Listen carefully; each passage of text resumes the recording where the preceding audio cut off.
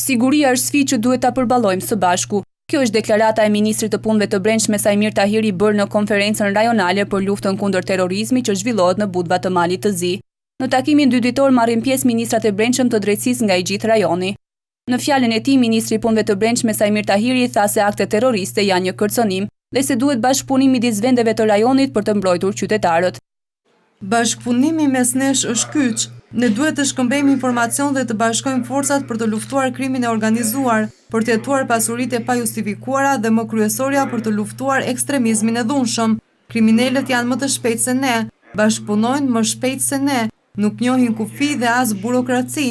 Ndaj më parë duhet të luftojmë burokracinë dhe pengesat për bashkëpunimin efektiv mes nesh.